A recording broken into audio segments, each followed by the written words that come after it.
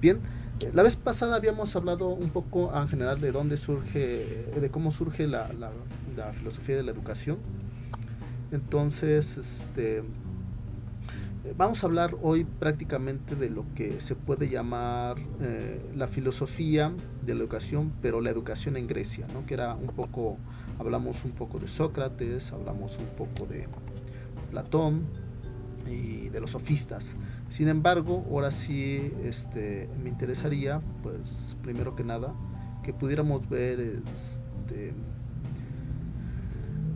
las principales aportaciones que hacen algunos filósofos, o bueno, principalmente más que filósofos, los autores, o cómo es que cómo fue pensada la filosofía en aquel momento. Bien, entonces voy a ponerles la presentación y vamos a ir avanzando. Bien. Pero fue una pregunta, ¿la presentación no las va a pasar? Aquí ¿O son? no, no sé si qué bueno que me dices, déjales, permítanme, por ejemplo, ahorita ya la puse aquí en el Meet, no sé si ya la vean. ¿Se O ve? sea, sí, Ajá. pero o sea, no nos puede pasar así por WhatsApp, o solamente es suya, o es invidiosa y no la comparto. No, de hecho, precisamente parte, o sea, se las pueden enviar, yo no tengo ningún problema, pero también la idea es de que, por ejemplo, ahorita la estoy proyectando y esto queda guardado en el Zoom. Entonces, por eso les digo, es como en el Zoom, no, queda guardado en el Meet. De hecho, lo estoy grabando todo lo que estamos ahorita viendo ya está siendo grabado. O sea, si se escucha su voz, pues eso es lo interesante. Digo, no, la idea no los voy a poner a ustedes para que salgan, pero sí pero todas estas clases están siendo grabadas. Entonces, por ejemplo, si no acabamos esta diapositiva, lo más seguro es que no Ujú. acabemos las diapositivas que corresponden a este bloque. Podemos llegar hasta las Sí. 5 o 4 y queda guardada. La otra clase la tenemos. Ya si ustedes quieren que se las mande, yo sin ningún problema se las puedo enviar. Pero de todos modos esto queda grabado y va a subirse como si fuera lo que les hacen seguramente algunos profesores, que es hacer el archivo o hacer la clase de 10-20 minutos, la suben y les dejan la actividad. Y yo decidí que para mejor tener como más trabajo interactivo, es dar la clase, Ajá. grabarla, y ustedes la pueden cotejar. Y si en algún determinado momento quisieran que yo les pasara las diapositivas, yo con todo gusto les hago llegar las diapositivas, ya que terminemos este bloque, porque este es el primer bloque. Le digo, seguramente ahorita no lo acabemos, pero hasta donde lleguemos, bueno, hasta ahí. Y ya cuando se acabe, con todo gusto, si ustedes me dicen, sabe, profesor, quiero que me envíe la diapositiva para complementar, con todo gusto se las envío. ¿Les parece bien? Sí, profe, a mí sí, ¿eh? Sí, Sí, sí, profe. bien. Entonces, bueno, seguimos y vamos con este tema. Entonces, este bloque corresponde a la educación en Grecia. ¿Qué representa o qué significa la educación en Grecia? Dice, la filosofía y la relación con la polis griega. Como les decía la clase pasada, la filosofía va a ser parte de la formación de los griegos. Tan es así que para los griegos, la propia filosofía en sí misma es un ejercicio casi, ¿cómo decirlo? Olímpico. Gran parte de los filósofos, no solamente los filósofos, de los ciudadanos griegos, van a fortalecer el estudio y se van a preparar en ello. Entonces, su enseñanza o su forma de vida va a estar relacionada con el ejercicio de la polis, o la relación que tienen con la ciudad. Vamos a dejar o vamos a traducir la polis como ciudad. Entonces en la ciudad es donde se va a dar el ejercicio de la política, porque para ellos la política tiene que ver con todas las actividades que realiza el hombre. Y ahorita vamos a ir viendo por qué se relaciona con esta cuestión de la política. Y entonces, regresando a esta presentación, veamos lo que dice. Dice, una nueva forma de filosofía aparece en Atenas en el siglo V a.C. en relación con la instauración de la democracia y el derecho a participar, y sobre todo a hablar, que descubren los ciudadanos de la polis. el interés de los filósofos ya no estará tanto en la descripción de la física como en la exploración de la mente humana y las relaciones entre los hombres. En otras palabras, lo que aquí se está diciendo, o lo que se nos está diciendo al respecto, es que los filósofos antes de Sócrates y de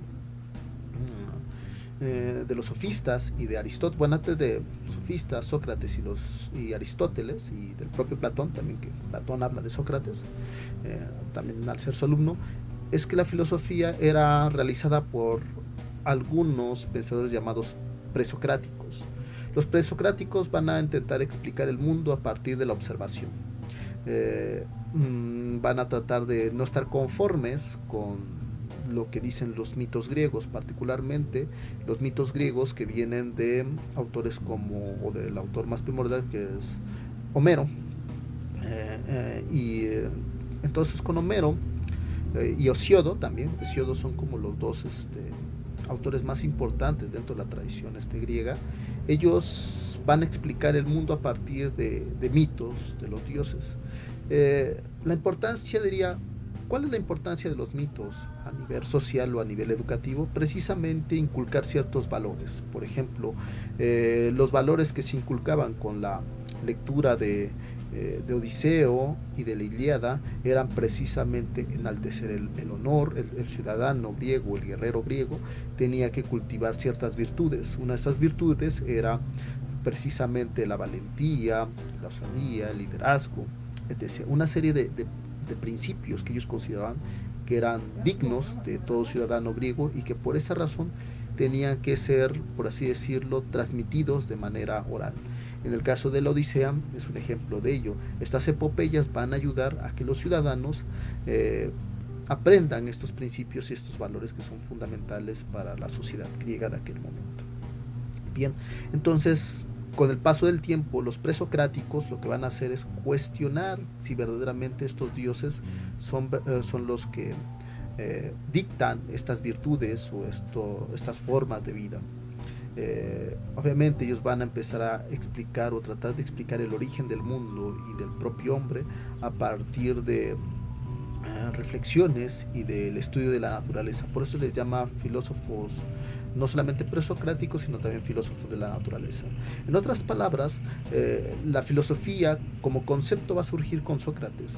Este tipo de forma de enseñanza es transmitida de manera oral. Entonces estamos hablando aquí de la primera forma pedagógica en la que surge la enseñanza en Grecia. ¿Cuál es la enseñanza? ¿Cómo es que ciertas personas tienen que actuar y cómo es que ciertos valores tienen que ser transmitidos en los ciudadanos? Entonces, la educación se va a enfocar prácticamente en los valores y en las costumbres de estas culturas griegas. Bien, ahora sí, por esa razón es que les digo que prácticamente, o se dice aquí que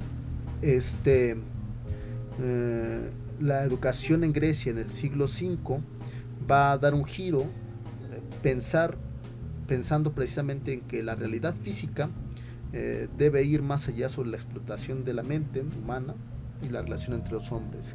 ¿Quiénes van a ser los primeros? Precisamente los sofistas y el filósofo. En este caso, el filósofo el cual plantea o viene con Platón. La filosofía y su relación con la polis griega.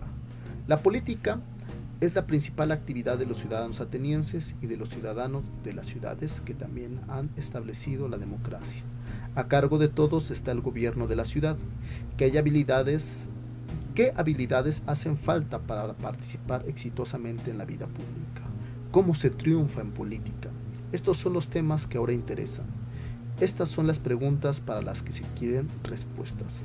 Por ese tiempo habían aparecido unos personajes que decían tener esas respuestas, los sofistas.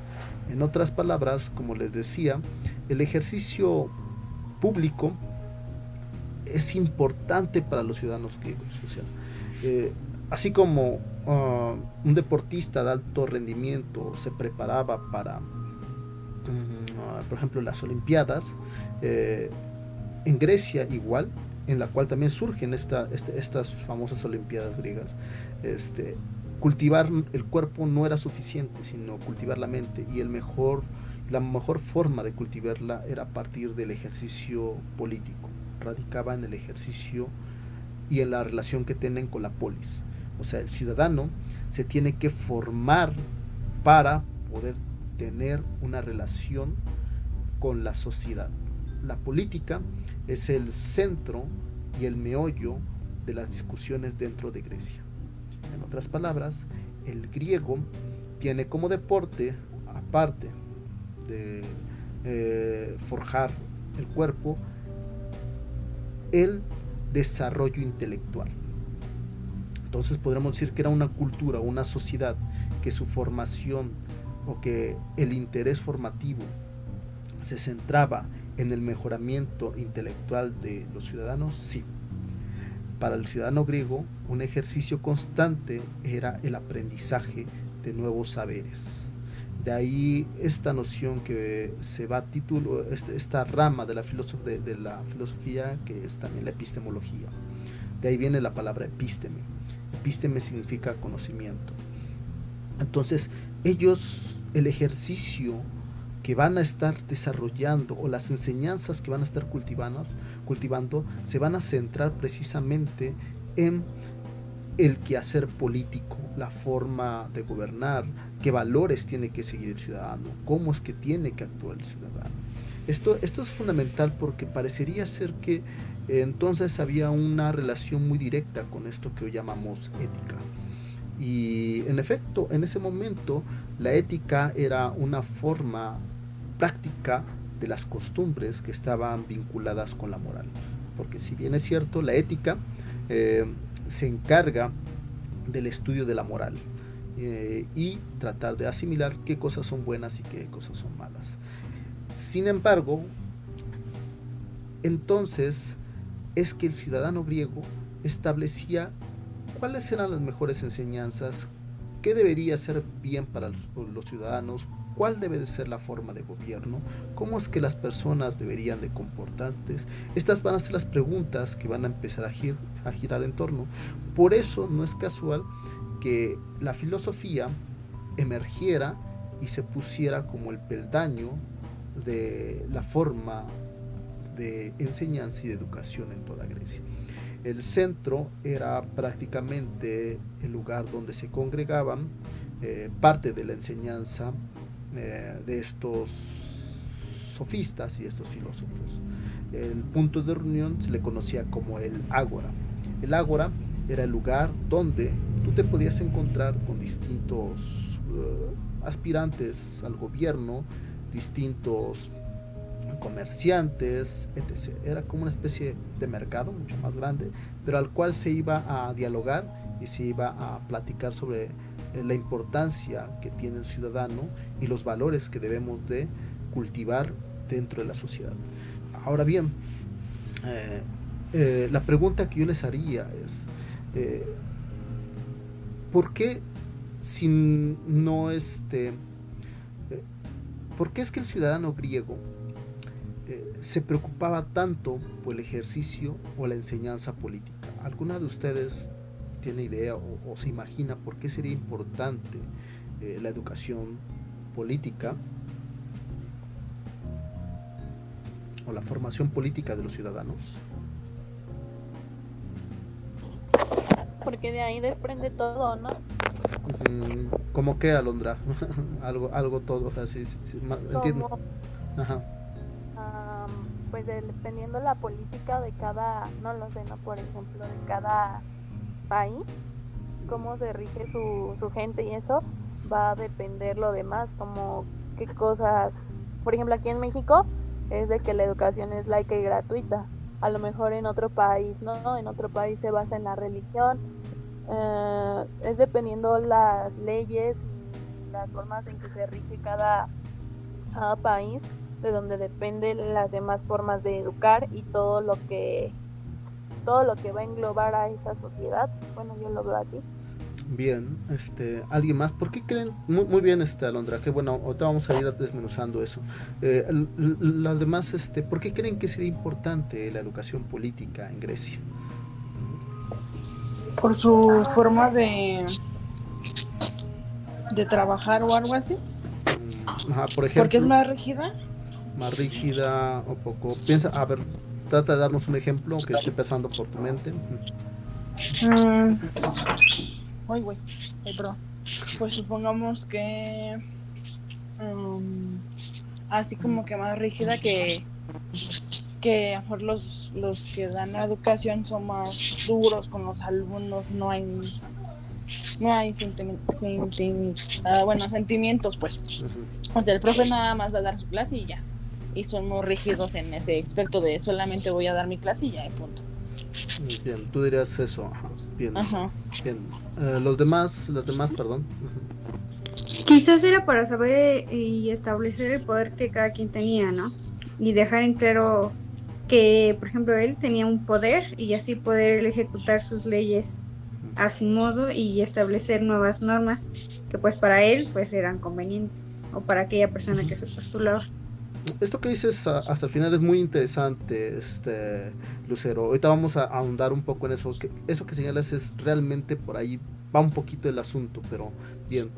Porque, bueno, Ajá, yo tenía entendido ujú, que se clasificaba en tres, por ejemplo, en la educación, la postulaban y se clasificaba en tres partes, que era el primero, el secundario y el terciario. Entonces yo creo que la persona que se postulaba en el gobierno, pues era el encargado de decidir esas partes, ¿no? De dividir, por ejemplo, la educación primaria, secundaria y terciaria. bien, ok. Eso es una cuestión importante dentro de la sociedad griega. La sociedad griega es una sociedad jerárquica.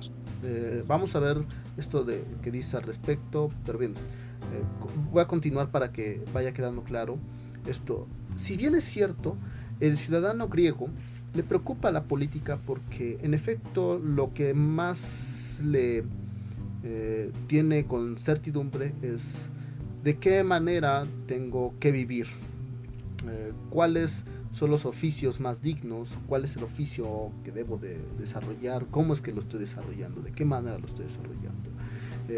Por ahí Antonio Lastra, un académico de la Universidad de Murcia, decía que sin ciudades no hay filósofos.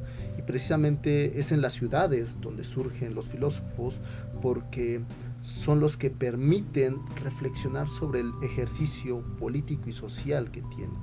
En otras palabras, las ciudades dependen de personas y estas relaciones sociales, políticas y de conocimiento son las que hacen que éstas se congreguen como polis, o sea, ciudades, y son también el punto de partida del crecimiento de la civilización.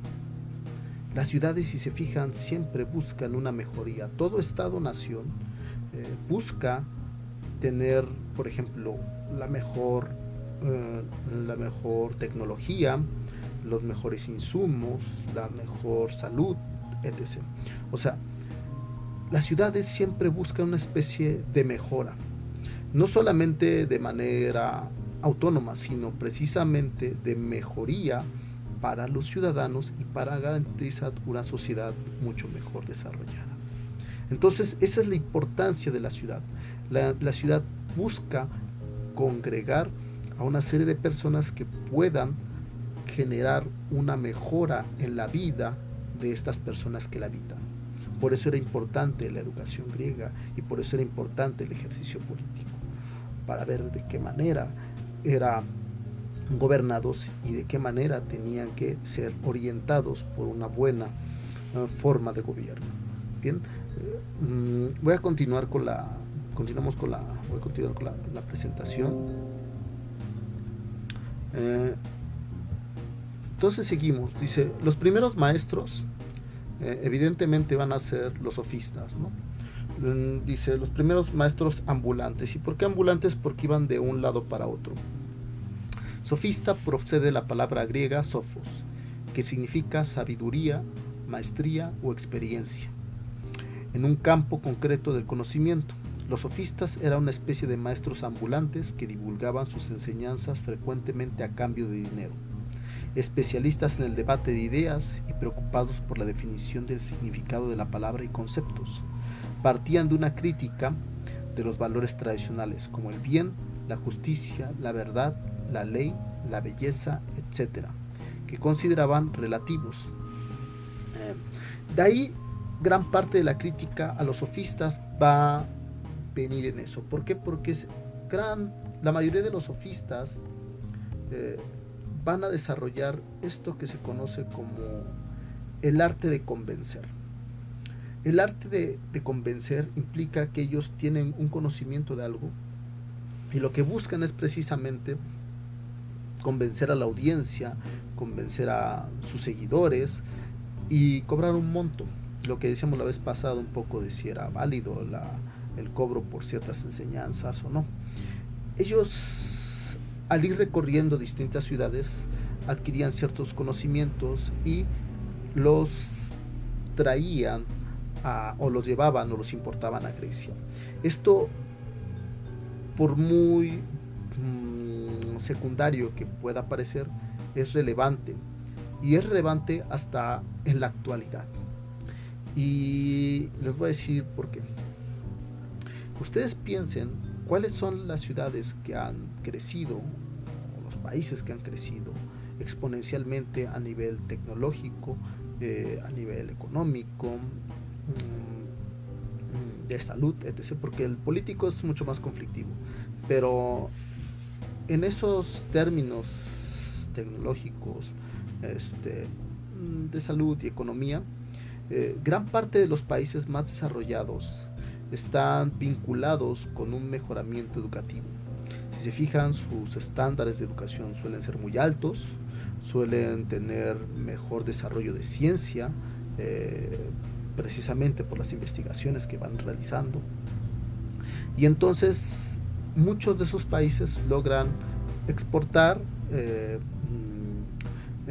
por así decirlo, a ciertos estudiantes, bueno, no exportar, sino mandar a ciertos estudiantes a estudiar al extranjero, regresar con ciertos conocimientos, aplicarlos y mejorarlos. Algo que habíamos visto, si no me equivoco, en una clase anterior, en la parte de precisamente problemas socioeconómicos de México, cuando di la clase, veíamos esto que le llamamos la fuga de cerebros y también la adquisición de ellos, ¿no? Eso va a hacer que Grecia crezca, porque también Grecia va a estar ubicada en una zona geográfica que le va a ser muy favorable, cerca de una costa. En dicha costa van a, por así decirlo, llegar muchos barcos de distintas ciudades, de distintas regiones, van a intercambiar mercancía, pero esa mercancía no solamente era materias primas, sino también era conocimiento. Llegar a un muelle y estar platicando sobre X o Y tema, o sobre cosas que los demás desconocían, era para ciertos griegos realmente interesante. Eso podemos decir, no podemos asegurar que es la primera ciudad cosmopolita, pero sí tenía muchas de esas características. Tenía esa relación, esa forma de ir aprendiendo cosas que ellos desconocían. Eso nutría mucho el aprendizaje en la Grecia antigua. Si se ve, esa es la relevancia, por así decirlo, de la actualidad. Si yo les pregunto ahorita a grandes rasgos, ¿cuál creen que sea la importancia? ¿O creen que sigue siendo importante este tipo de importación de aprendizaje o de relación de nuevos conocimientos? ¿Creen que sea válido? Ya no entender a los sofistas, porque muchos utilizan el término de sofista como mentiroso. De hecho, seguramente habrán escuchado que es que es un sofista, un sofismo más, porque precisamente el problema que tenían algunos sofistas es que lograban contradecir sus postulados que ellos afirmaban en un momento y que después parecía que los negaban. Sin embargo, su conocimiento era importante para la Grecia de aquel momento, porque eran los únicos que podían, no solamente los únicos que podían dar clases, sino eran los que tenían más esa labor y ese oficio.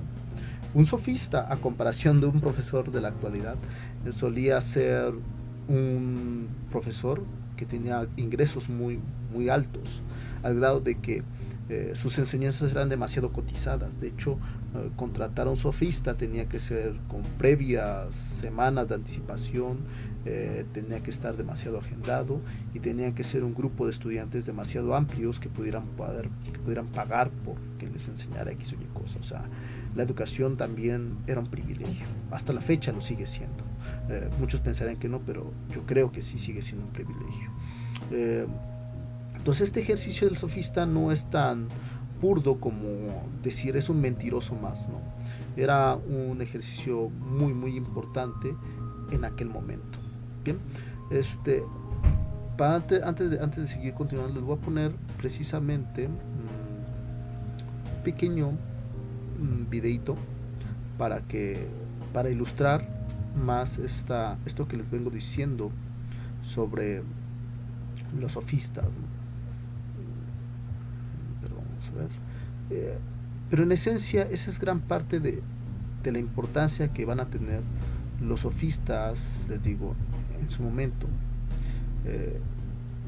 La importancia sofística va a hacer que los griegos crezcan, no solamente políticamente, sino científicamente, sino tecnológicamente. Gracias a algunos sofistas o algunos de estos viajeros es que llega la aritmética en Grecia, es que conocen otro tipo de metodologías de cultivo, etc. Hay una serie de cosas que van a hacer que Grecia crezca y mejore exponencialmente. Bien, entonces, a ver, pongo y les pongo el video. Bien.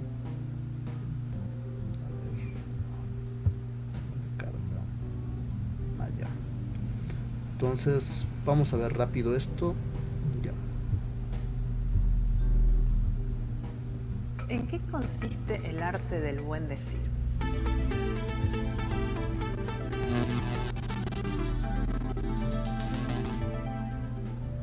Podemos pensar en la antigüedad un poco y volver a Sócrates y los sofistas. Los sofistas tienen muy mala reputación porque nosotros sabemos mucho de ellos a partir de la lectura de los textos de Platón. Los sofistas más importantes de la antigua Grecia eran Gorgias y Protágoras. Ambos impartían sus enseñanzas cobrando por ellos, y lo más importante en el ágora, en la plaza, en la antigua Grecia, era hablar bien. Eso es el arte del buen decir, es el arte de poder convencer al otro de lo que yo estoy diciendo es verdadero. ¿Cuál es el problema con los sofistas? Los sofistas sostenían que ellos podían convencerte de que esto era así y vos les ibas a creer, y al rato esto no era así y vos les ibas a creer. Entonces, eso a Sócrates mucho no le gustaba, porque Sócrates estaba buscando a partir de su oratoria, a partir del diálogo con sus discípulos, la verdad. Pero no la verdad como la pensamos nosotros, la verdad con mayúsculas, la verdad. Lo que eran las cosas en sí. Entonces, ¿qué sucede? Frases como la de Protágoras, el hombre es la medida de todas las cosas, parecía querer decir que la verdad era lo que cada hombre pensaba, o que el mundo, la representación que teníamos del mundo, era lo que cada ser humano podía concebir. Ahí tenemos dos cuestiones. Por un lado, ¿qué es el hombre? El hombre son todos los seres humanos. Ustedes van a ver que cada vez que yo diga el hombre y me esté refiriendo a la antigua Grecia, voy a contemplar la idea de que en realidad estamos hablando de seres humanos, haya sido así o no haya sido así, porque como estamos tomando toda la antigüedad para repensar la filosofía hoy, conviene que pensemos en todos los seres humanos. Bueno, si todos los seres humanos o cada uno de nosotros somos la medida de todas las cosas, entonces las cosas van a ser según cada uno de nosotros podamos interpretarla. Y eso claramente estaba lejos de la verdad que buscaba Sócrates. Sócrates, ¿qué hacía? Salía a la plaza a buscar a sus discípulos y los empezaba a interrogar y les hacía preguntas. Todo lo que sabemos de Sócrates, como no dejó nada escrito, lo sabemos a partir de textos de Platón, Jenofonte y Aristófanes, que era un comediante. Entonces, Platón, en sus diálogos, sobre todo los más tempranos, lo que hace es contar estos diálogos que Sócrates tenía. Y el método que utilizaba Sócrates se denomina mayéutica, que quiere decir dar a luz. La madre de Sócrates era partera y ella ayudaba a las mujeres a dar a luz, y Sócrates decía que ayudaba a dar a luz a los hombres, sí, a los varones, exactamente, que eran los que podían llegar a recordar también las ideas que habían adquirido en un estado separado del cuerpo. ¿Por qué? Porque el alma se separa del cuerpo, eso que se llama metempsicosis. Hay un viaje en donde conoce y se empapa de todas las ideas, y ahí conoce la verdad en el sentido de la justicia, la belleza, el bien, y el alma vuelve a habitar un cuerpo, pero antes pasa por lo que se llama la silla del leteo. Entonces olvida absolutamente todas aquellas cosas que vio y conoció en el mundo de las ideas, y en este plano, en este cuerpo que habita, tiene que volver a hacer todo un proceso de introspección para poder llegar a recordar. Conocer es recordar aquellas cosas que vivió en esa experiencia separada del cuerpo. En este proceso, lo más interesante y lo más importante es que hay un momento del parto que Sócrates vincula al momento doloroso también por el que pasa la mujer, que es el momento en el que la persona tiene que reconocer su propia ignorancia. ¿Qué tiene que decir? Sí, no sé nada, no sé absolutamente nada. Y en ese momento en el que reconoce su propia ignorancia es que está preparado para emprender el camino del conocimiento hacia esa verdad que Sócrates está buscando. Ahora ustedes me dirán, ¿qué tiene que ver lo discursivo o el arte del buen hablar con esto del alma separada del cuerpo? Bueno, porque es en este diálogo y en este arte que se llega no a convencer, como decían los sofistas, sino a recordar, y recordar es aquello que era verdadero. ¿Qué es el bien? Por sobre todas las cosas. ¿Qué es justo? ¿Qué es la belleza? Eso es lo importante. Entonces, el arte del buen decir, la oratoria, un argumento bien sólido, consistente, coherente, me puede llevar a ver y a descubrir la verdad.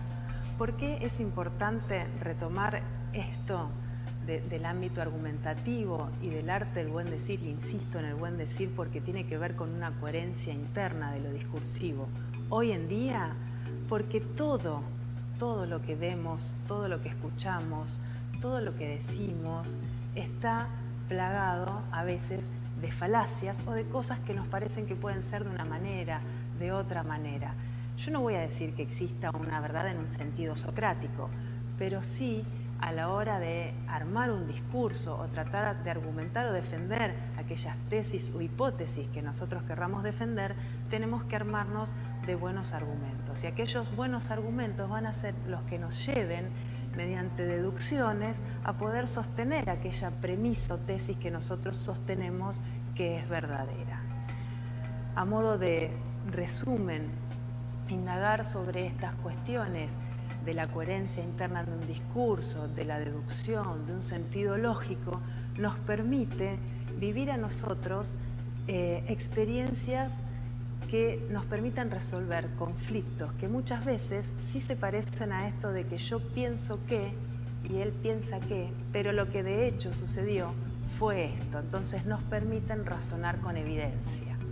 Recuperamos el arte del buen decir para razonar con evidencia y poder consensuar. Y eso es lo que es más importante desde esta perspectiva hoy en día en el ámbito de la filosofía y la lógica informal.